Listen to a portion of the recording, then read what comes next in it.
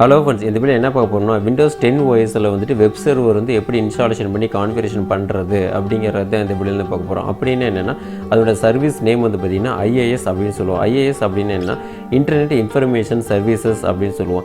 இந்த சர்வீஸை வந்து நம்ம பயன்படுத்த உங்கள் கம்பெனியில் வந்துட்டு நீங்கள் ஓனாக வந்துட்டு HTML கோரில் வந்து கிரியேட் பண்ண வெப்சைட்டை வந்துட்டு உங்களுடைய லோக்கல் நெட்வொர்க்லேயே வந்துட்டு எல்லா டிவைசஸ்லேயும் வந்து எப்படி வந்து நம்ம ஓப்பன் பண்ணுறது அப்படிங்கிறதான் பார்க்க போகிறோம். அதுக்கு நீங்கள் ஃபஸ்ட் என்ன பண்ணணும்னா உங்களோட கிளைண்ட் OSல போய்ட்டு Windows 10ல் போய்ட்டு தான் இந்த கான்ஃபிகரேஷன் பண்ண போகிறோம். ஓகே, அதை எப்படி பண்ணுறது அப்படிங்கிறத இப்போ பார்க்கலாம்.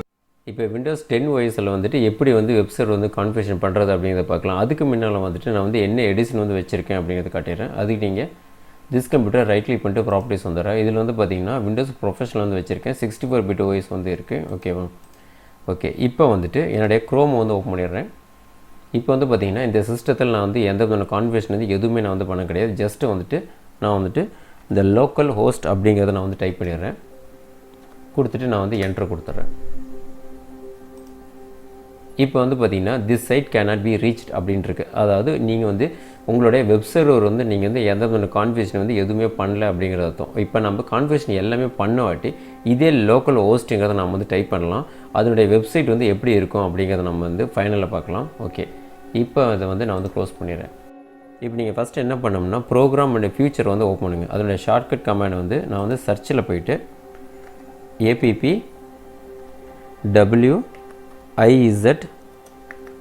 appwiz.cpl அப்படின்னு நான் கொடுத்துட்றேன்.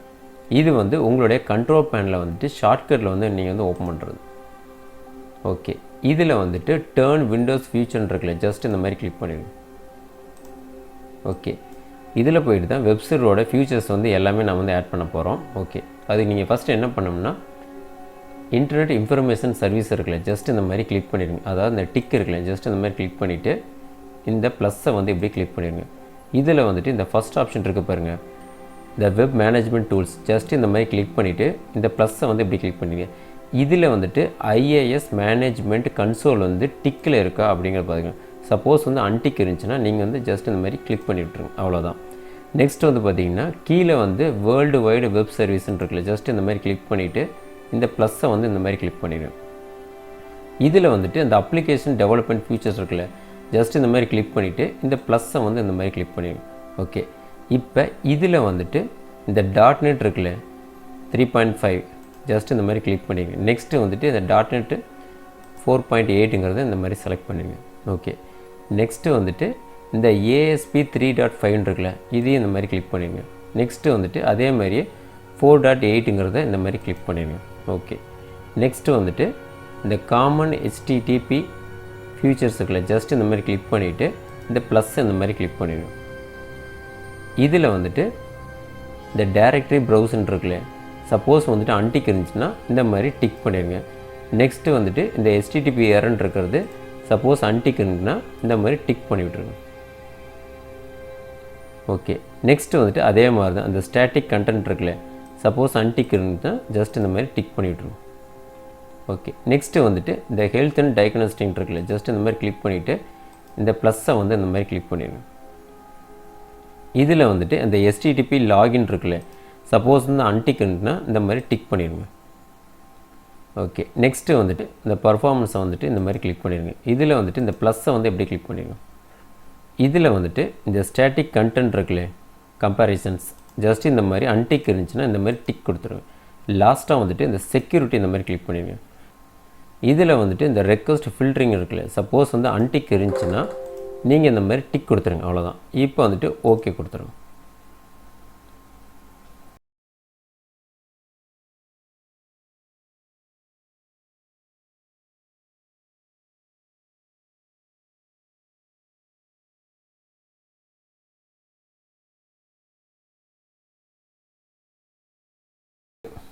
ஓகே, இப்போ வந்து கம்ப்ளீட் ஆயிடுச்சு. இப்போ நான் க்ளோஸ் பண்ணிவிட்டு நான் வந்து ரீஸ்டார்ட் கொடுத்துட்றேன்.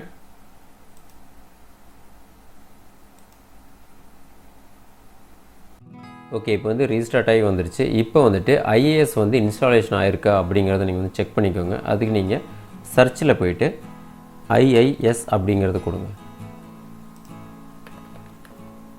இதில் வந்து பார்த்திங்கன்னா இன்டர்நெட் இன்ஃபர்மேஷன் சர்வீசஸ் மேனேஜ்மெண்ட் அப்படிங்கிறத வந்து கிளிக் பண்ணிடுங்க. ஓகே, இதுதான் வந்துட்டு அதனுடைய ஃபியூச்சர். இது எப்படிங்கிறத பார்க்கலாம். இதை நான் வந்து மினிமைஸ் பண்ணிவிட்டு நெக்ஸ்ட் வந்து பார்த்திங்கன்னா உங்களுடைய திஸ் கம்ப்யூட்டர் போயிருங்க. இதில் வந்துட்டு சி டிரைவ் வந்து போயிருங்க. இதில் வந்து பார்த்திங்கன்னா புதுசாக வந்துட்டு ஒரு ஃபோல்டர் வந்து உங்களுக்கு வந்து க்ரியேட் ஆகிருக்கும். அதாவது inetpub அப்படிங்கிறது ஜஸ்ட் இந்த மாதிரி ஓப்பன் பண்ணிடுங்க. இதில் போயிட்டு wwwroot அப்படிங்கிறத இந்த மாதிரி கிளிக் பண்ணிடுங்க. இப்போ இதில் வந்துட்டு இந்த IIS start அப்படின்னு இருக்குல்ல, ஜஸ்ட் இந்த மாதிரி கிளிக் பண்ணிடுங்க. இப்போ நீங்கள் கிளிக் பண்ணோடனே உங்களுக்கு வந்து இதுதான் வந்துட்டு உங்களுடைய வெப் சர்வரோட உங்களுடைய பேஜ். ஓகேவா? ஓகே, இப்போ இதை நான் வந்துட்டு க்ளோஸ் கொடுத்துட்றேன்.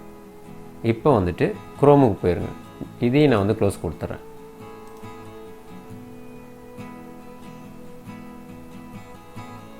ஃபஸ்ட்டு நம்ம வந்து அந்த லோக்கல் ஹோஸ்ட் அப்படிங்கிறத நான் வந்து டைப் பண்ண முடியல. இப்போ நான் வந்து அதை டைப் பண்ணுறேன்.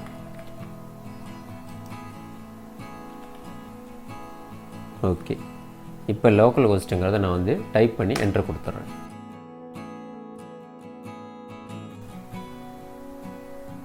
இப்போ பாருங்கள் எனக்கு வந்துருச்சு. ஏன்னா இப்போ நான் வந்துட்டு என்னோடய வெப் சர்வர் நான் வந்துட்டு என்னோடய சர்வீஸஸ்லாம் நான் வந்து ஆக்டிவேட் பண்ணிட்டேன். ஓகேவா?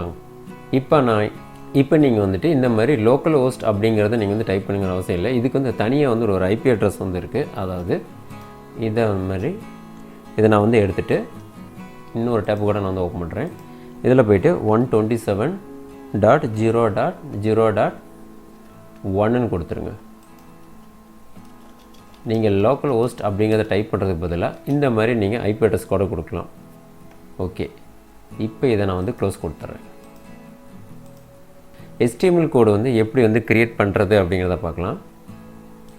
நெட்டில் பார்த்தீங்கன்னா நிறைய HTML கோடு இருக்கும். நான் வந்து சிம்பிளாக காட்டுறதுக்காக நான் வந்து ஒன்றே நான் மட்டும் போடுறேன். இதில் போயிட்டு இந்த நோட் பேடுக்கு நான் வந்துட்டு ஒரு நேம் வந்து கொடுத்துட்றேன். ஜஸ்ட் நான் வந்துட்டு வெப்புன்னு நான் கொடுத்துட்றேன். ஓகே, இப்போ வந்துட்டு நோட் பேடில் வந்துட்டு நான் சிம்பிளாக நான் வந்துட்டு ஒரு HTML கோடு போட்டிருக்கேன். இப்போ ஃபைலில் போயிட்டு சேவஸ் கொடுத்துருங்க. நேம் வந்து நான் வந்து அதே கொடுத்துட்றேன். இப்போ வந்துட்டு டாட் நான் கொடுத்துட்றேன். HTML அப்படின்னு நான் கொடுத்துட்றேன். இப்போ நான் வந்து சேவ் கொடுத்துட்றேன். இப்போ வந்துட்டு எனக்கு வந்துட்டு ஒரு HTML கோடு வந்து க்ரியேட் பண்ண ஒரு வெப்சைட் வந்து எனக்கு வந்து க்ரியேட் ஆகிடுச்சு. ஜஸ்ட் இந்த மாதிரி நான் வந்து ஓப்பன் பண்ணுறேன். ஓகே, இப்போ வந்துட்டு எனக்கு HTML வெப்சைட் வந்து எனக்கு வந்து சிம்பிளாக வந்து எனக்கு க்ரியேட் ஆகிடுச்சு. ஜஸ்ட் இதை நான் வந்து கட் பண்ணிவிட்டு திஸ் கம்ப்யூட்டரில் போயிட்டு சி டிரைவில் போயிட்டு நெக்ஸ்ட்டு வந்துட்டு wwwrootல போயிட்டு இங்கே வந்து நான் வந்து பேஸ்ட் கொடுத்துட்றேன். ஓகே, இப்போ பாருங்கள் நான் வந்து டபுள் கிளிக் பண்ணுறேன்.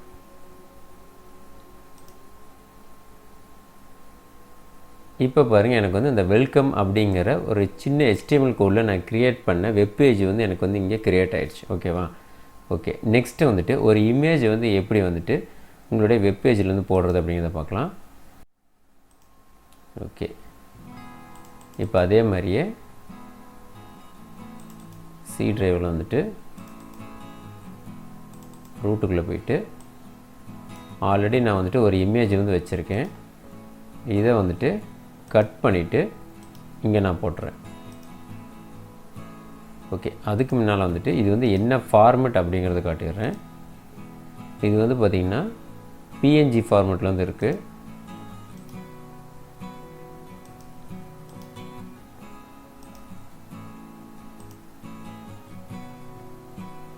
ஓகே, இப்போ வந்துட்டு உங்களுடைய ப்ரௌசருக்கு போயிடும்.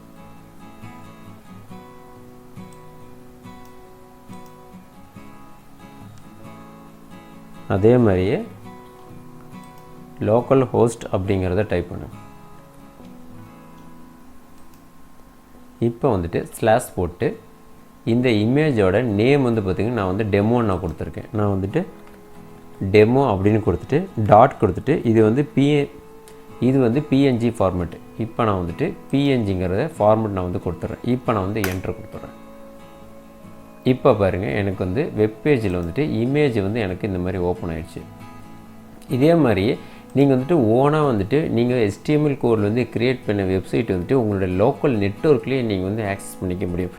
இப்போ வந்துட்டு நீங்கள் க்ரியேட் பண்ண வெப்சைட் வந்துட்டு உங்களோட கம்ப்யூட்டர்லேயே நீங்கள் வந்து செக் பண்ணி பார்த்துட்டீங்க. இப்போ வந்துட்டு உங்களோட நெட்வொர்க்லேயே வந்துட்டு வேறு ஒரு கம்ப்யூட்டர்லேயோ இல்லாட்டி வந்துட்டு வேறு ஒரு ஃபோன்லேயோ வந்துட்டு சேம் நெட்வொர்க்கில் வந்துட்டு உங்களுடைய சிஸ்டத்தோட ஐபி அட்ரஸு ப்ளஸ் வந்து போர்ட் ஐடி மட்டும் போடுங்க. உங்களுக்கு வந்து இந்த சேம் வெப்சைட் வந்து உங்களுக்கு வந்து ஓப்பன் ஆகும். ஓகே, இப்போ நான் வந்துட்டு ஜஸ்ட்டு உங்களுக்கு காட்டுறதுக்காக மறுபடியும் நான் வந்துட்டு லோக்கல் ஹோஸ்ட் அப்படிங்கிறத நான் வந்து டைப் பண்ணிடுறேன்.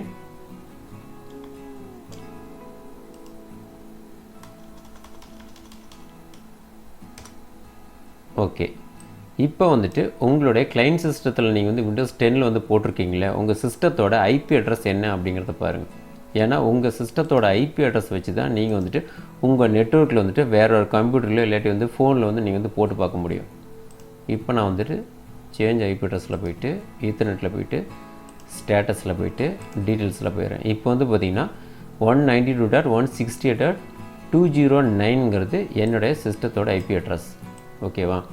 இப்போ வந்து பார்த்திங்கன்னா இதனுடைய போர்ட் ஐடி வந்து என்னென்னா டிஃபால்ட்டாக வந்து பார்த்திங்கன்னா ஐஏஎஸ்க்கு வந்து பார்த்திங்கன்னா 80.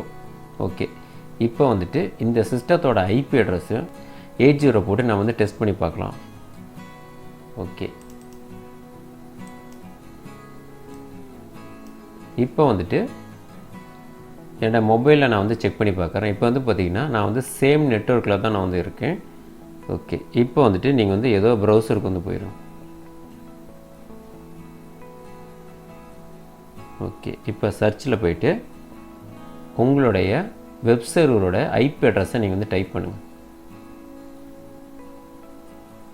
192.168.0.209. நெக்ஸ்ட் வந்துட்டு கோடன் கொடுத்துட்டு 80 கொடுங்க. இங்கே பாருங்கள், அப்படியே கொடுத்துருக்கேன். இப்போ நான் வந்து சர்ச் கொடுக்குறேன். இப்போ பாருங்கள், எனக்கு வந்து ஓப்பன் ஆயிடுச்சு.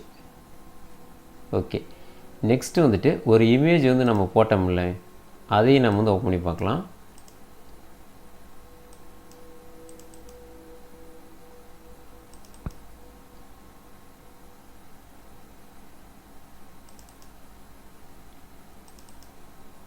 அதாவது இந்த demo.png ஃபைல்.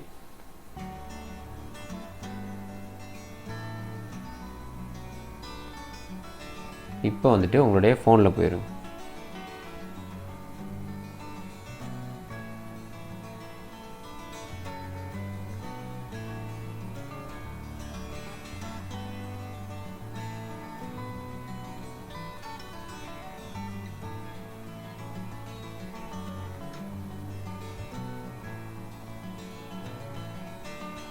இப்போ பாருங்கள், எனக்கு வந்து ஓப்பன் ஆயிடுச்சு என்னோட வெப்பேஜ். ஓகே, நெக்ஸ்ட்டு வந்துட்டு இந்த வெப்புங்கிறத நம்ம வந்து க்ரியேட் பண்ணோம்ல, அதையும் நம்ம வந்து கொடுத்து பார்க்கலாம். அதே மாதிரியே